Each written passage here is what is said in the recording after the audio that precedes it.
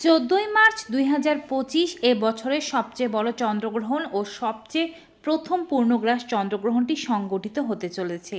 তাই প্রত্যেক গর্ভবতী নারীদের এই গ্রহণের সময়সূচি জেনে রাখা উচিত এবং সাবধান থাকা উচিত।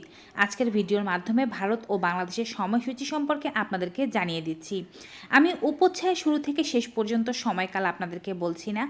মূল গ্রহণ কখন শুরু হবে, গ্রহণ সর্বোচ্চ কতক্ষণ থাকবে এবং গ্রহণ কখন শেষ হয়ে যাবে সেই সময়টুকু বলবো। এই গ্রহণটি সর্বোচ্চ 1 ঘন্টা 4 মিনিট পর্যন্ত থাকবে। ভারতীয় সময় অনুযায়ী মূল গ্রহণ শুরু হবে 14 মার্চ দুপুর 11:56 গ্রহণ সর্বোচ্চ অবস্থায় থাকবে দুপুর 12:28 এবং গ্রহণ শেষ হয়ে যাবে দুপুর 1:01।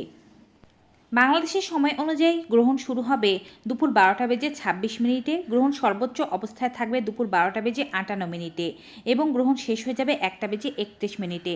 মনে রাখবেন এই গ্রহণটি কিন্তু দেখা যাবে না ভারত ও বাংলাদেশ থেকে, যার কারণটি হচ্ছে এই গ্রহণটি দিনের বেলা সংঘটিত হতে চলেছে ভারত ও বাংলাদেশে। যে সমস্ত দেশে তখন রাত, সেই সমস্ত দেশ থেকে গ্রহণটি দেখা যাবে।